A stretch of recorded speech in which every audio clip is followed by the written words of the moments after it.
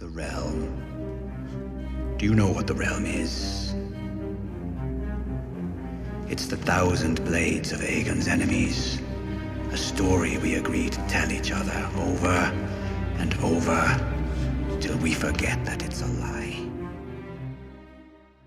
What's up, ladies and gentlemen? Welcome back for my Game of Thrones Season 8 Episode 2 breakdown video. Today I want to go through each of the scenes from the episode, then give you my thoughts on the scene and even my expectations for the future. Let's start at the beginning of the episode, where we can see Jaime Lannister is getting questioned by Daenerys Targaryen. As you all know, Jaime Lannister has shown up in Winterfell because he does want to help them defeat the Army of the Dead. In the last season, Cersei Lannister also agreed to help, but she later revealed to Jaime that she actually lied right to everyone's face. She doesn't give a damn about the Army of the Dead. Cersei actually hopes they invade the North because she thinks they will defeat her enemies for her, but what she doesn't understand is if that happens, they're also going to come down and kill everyone in King's Landing. Jaime understood this. He does not want to die, but he also wants to keep his word. He said he would help, so that's exactly what he's going to do. Now he's in Winterfell, but they were not very happy to see him show up all alone. They were all assuming the Lannisters would show up with a very big army. Now, although they all know the Lannisters cannot be trusted, Daenerys kept getting reassurance from Tyrion Lannister. When Jaime reveals that Cersei lied, that causes Dany to immediately start to question Tyrion's judgment and even his allegiance. This is something Dany has had to question a lot lately. She's starting to get the sense that maybe it's time to start to really look into Tyrion's intentions, but let's get to that later. Jaime also has some explaining to do. Even though Jon and Dany went down to King's Landing to get Cersei and Jaime's help, Dany wants to take the opportunity to let Jaime know just how much she hates him. After all, Jaime is responsible for killing Dany's father, the Mad King. Now, Dany does know her father was crazy, but he is still her father regardless.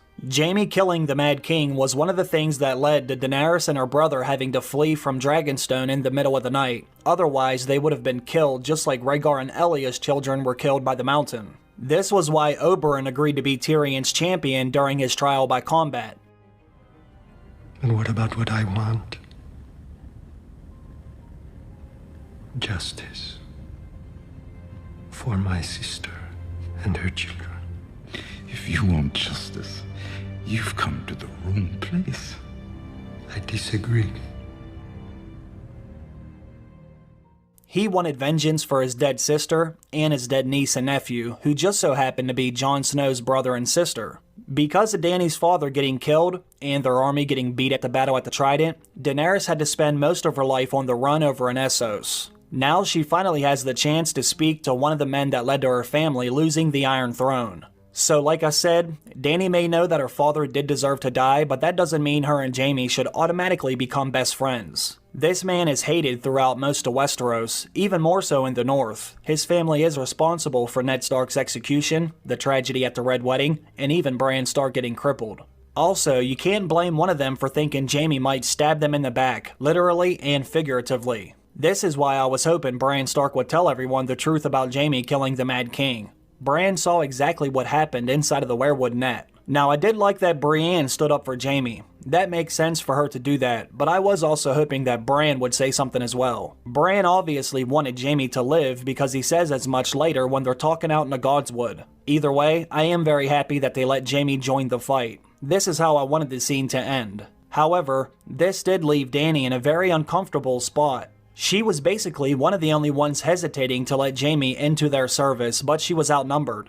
Dany's right-hand man, Tyrion, said they can trust Jaime. Brienne more or less said Jaime is no longer the same man that he was. I give you my word. Then Sansa said she trusted Brienne, and Jon said they need all the men they can get. This was interesting because Dany is the queen. She is sitting right at the head of the table. She was the one asking Jaime the questions for the most part, but everyone around her basically said, you know what, it's fine. Jaime can come kick it with us. When Dany wanted Jon to give his opinion, she was hoping Jon would say something in her defense. She did not want Jaime to be accepted so easily, but Jon already went down to King's Landing to get them to help in the first place. Regardless of what Jaime did years ago, Jon wanted and needed him there. So, Jaime gets his Valyrian steel sword handed back to him from Grey Worm, and I do have to say, if looks could kill, Jaime would have been dead. Grey Worm does not like Jaime. You could see that he was basically feeding off of Dany's energy. Grey Worm knows that Dany may have submitted, but she is not happy about it. Then Dany goes to look at Jon, wondering what the hell just happened here, but Jon walks away immediately. He doesn't even want to make eye contact. Jon still has a lot to think about. He knows him and Dany are related, and he knows he is first in line for the Iron Throne, something Dany has wanted for a very long time. Now, as everyone walks out of the room, Dany says something to Tyrion that may be foreshadowing his fate. Cersei is still sitting on the Iron Throne. If Tyrion cannot help Dany get it back, then she's gonna find someone else that can. He says, "I suspect someone else will be wearing this before it's all over." Now, I know what some of you may be thinking. Well, Dany later tells Tyrion to stay down into the crypt so he doesn't get himself killed. I know, it sounds like everything will be alright, but let's just wait and see how things play out when Tyrion actually has to face his sister again. Let's see how things go when they start to actually focus on King's Landing. Now that Jon Snow has a claim for the Iron Throne, and that Dany and Sansa conversation did not end so well, I think we will see the foundation of these relationships really start to crack once it's time to get the Iron Throne. You can already see how conflicted Daenerys is throughout many of the scenes in the episode. Now let's go to the Forges of Winterfell, where we get another scene between Arya and Gendry. I know I do have a lot of new subscribers watching my videos this season, but for all of you who have been following my channel for a long time should already know how badly I wanted Arya and Gendry to not only reunite, but also have a relationship together. Now, I know there is an age difference between the two characters, but they are both adults now, so I really don't see an issue. I think these scenes are mostly here just to set up their relationship. Now, we do get some dialogue about the Army of the Dead, but this scene is mostly meant for Arya and Gendry to continue to connect with each other. There is something about this scene that I do want to talk about. During the conversation, Gendry makes a comment about the Crypts of Winterfell. He more or less says that's where Arya should go during the battle because they are definitely much safer than the castle or the battlefield. We hear different characters say this in the episode. They are definitely want us to think the Crypts of Winterfell are the safest place to hide. This could also be some foreshadowing. Maybe they aren't as safe as everyone thinks. Even in the official trailer, we could see Varys and Gilly hiding down there, but we also see Varys looking up, as if he can hear all the chaos right above him. That could be another sign that the castle gets overtaken by the Whites. There was even that trailer where we could see Jon, Arya, and Sansa down there when the Night King's cold air comes creeping into their vault. Maybe the Army of the Dead make it inside the Crypts of Winterfell, causing everyone to find the secret tunnels that are down there somewhere. We have heard characters mention them before. I won't make it to the wall. I won't make it 10 feet past the Winterfell gates. There are ways. Hidden passageways built so the Lords of Winterfell could escape. The road will be dangerous. How can I help you? Come with us when we ride south. None of us know the castle as well as you do. Its hidden tunnels, its weaknesses, its people. Winterfell was your home once. We may have to see everyone leave Winterfell to fight another day. Now, in this Arya and Gendry scene, I do have to say that I am a little worried about how confident Arya is. We all know what Arya's been through. We know she isn't easily scared, but her confidence is off the charts. I know she has had to hear Jon talk about the Army of the Dead, and she has definitely seen what her brother Bran has turned into. I just hope they aren't setting up Arya as this ultimate badass just to see her get taken out during the battle. It's almost as if she's underestimating the Army of the Dead, in a very similar way that Cersei is underestimating them. I also know some fans did not like Arya and Gendry's sex scene together, and I do understand why some fans still see her as Arya from the earlier seasons, but I don't see it that way. It would be very different if this happened back in Season 3, but the Arya that I see on the screen looks old enough to do whatever the hell she wants. Now it's time to go into the Godswood, where we get one of the most anticipated reunions in Game of Thrones history. Jaime Lannister finally gets a chance to talk to Bran Stark alone. The scene kinda went the way that I thought it would. Jaime said he was sorry, and Bran said, yeah, whatever, none of that matters now. Jaime was wondering why Bran kept his mouth shut about what happened. Bran basically said, I can't let them kill you because we need you during the battle. So Jaime says, what about after the battle? Bran says, how do you know there will be an after? Then, Jaime goes and gets his brown pants. Unfortunately, Jaime may not make it out of the battle alive. Bran may already know this. Like I said in my other videos, Jaime may end up sacrificing himself for one of the Starks. Then he may end up dying in the arms of the woman that he loves, which is Brienne. That could have been why we got that amazing scene between Jaime and Brienne near the end of the episode. That may have been the closure between those two characters. Jaime showed his love for Brienne without actually coming out and saying it. And Brienne kinda did that too when she stood up for Jaime in front of everyone else. Now that I think about it, I damn near cried during both of their scenes together, because after Jaime talks to Bran in the Godswood, he sees Brienne out in the field. They have some small talk at first, but then Brienne just comes out and says it. What are you doing here? Why are you standing here basically talking about nothing? Why did you come over here? What do you want to say? You know that both Jaime and Brienne really want to tell each other exactly how they feel, but they haven't had that kind of a relationship where they express their feelings for one another. At least not in that way. Jaime wants to say more than he does, but he ends up just saying that he's not the fighter that he once was, but it would be an honor to serve under her command. As we all know, Jaime is now a broken man. He doesn't have much left in the tank, but what he does have, he has given it all to Brienne. Take me as I am, and Brienne does accept. He has given her the respect that she deserves. Jaime used to be the man at the head of an army. Now he's willing to serve under Brienne. He wants to serve under Brienne. He knows that she can lead them to a victory. Now I know I am jumping around scenes here, but when Jaime knights Brienne, that was just a beautiful scene.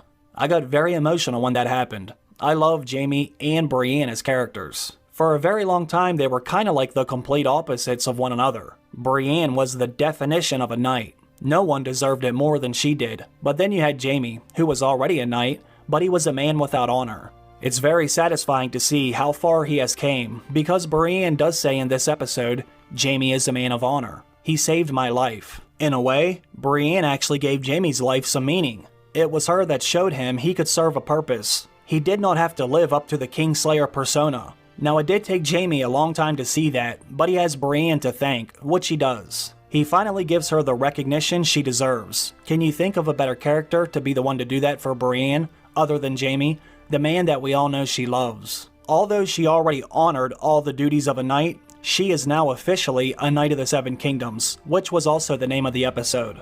As I said before, this was an amazing scene for Brienne and Jaime, but I think this also means one of them dies in the next episode. After Jaime and Bran talk in the Godswood, right before Jaime talks to Brienne, he first has a conversation with his brother. During this scene, Tyrion does say, "We're gonna die at Winterfell," only I don't think Tyrion is meant to die at that battle. His story has never been about the army of the dead.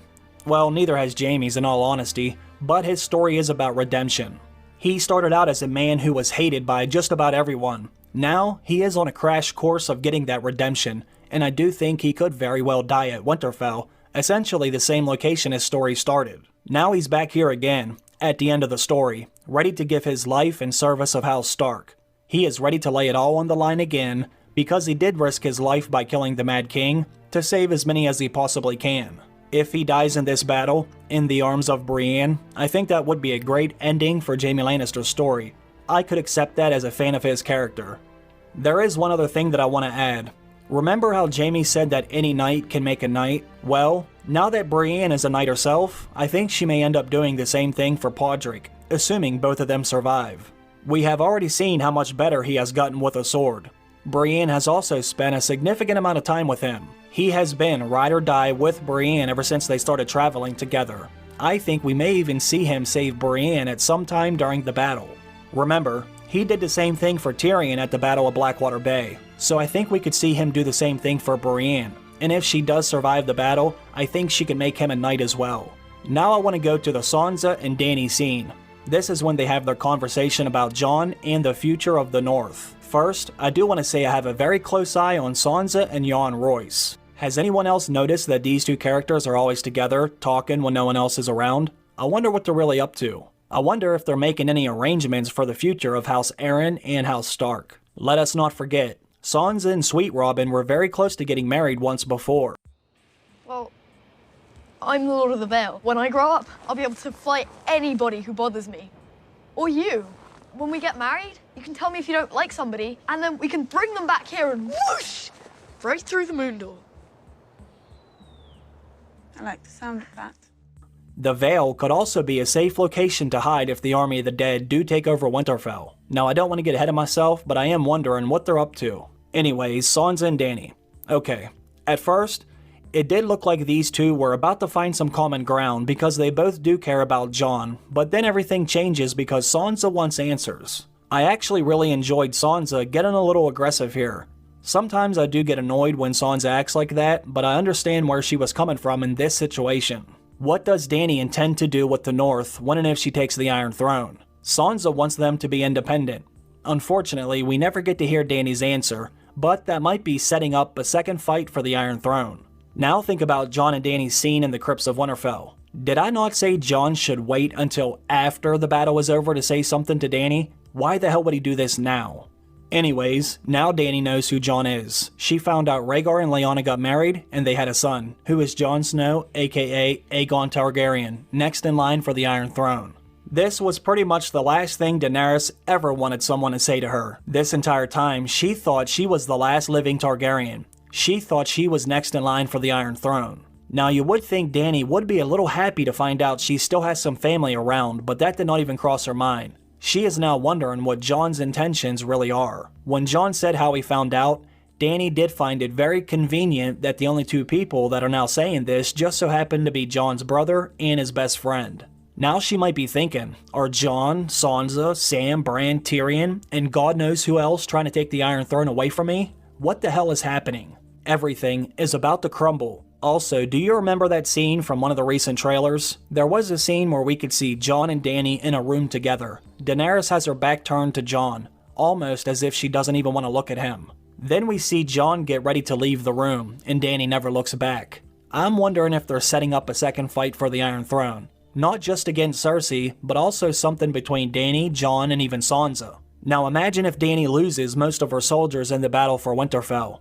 There is also a chance she could lose more dragons as well. What if Jon and or Sansa have more support than Dany does after the battle is over? Even if Jon doesn't want the Iron Throne for himself, everyone could still rise up to claim it for the North or whoever else they wanted. If you remember, Bran Stark and Dany both have a vision of King's Landing where it looks like a major battle has taken place. The Iron Throne is covered in snow. In Dany's vision, she does walk up to the Iron Throne to claim it for herself, only she never does. I've always said this could be foreshadowing Dany's future. She may never sit on the Iron Throne. Then of course you have Jenny's song. This was also included in the episode. This is the song that you can hear Podrick sing. Basically what happens is, there was a character named Duncan Targaryen, obviously a descendant of both Jon and Dany. Well, this character ends up giving his claim to the Iron Throne for love. He marries Jenny of Oldstones. Unfortunately, their story ends in tragedy. Both of them die in a fire at Summerhall. Now there are some theories that maybe Jenny of Oldstones is the ghost of Highheart, but I don't want to get into all of that. So what does this song say about Jon and Dany? Could this be foreshadowing Jon or Dany giving up their claim to the Iron Throne for love? And Lord Stark is one man in 10,000. Most of us are not so strong. What is honor compared to a woman's love? And what is duty against the feel of a newborn son in your arms?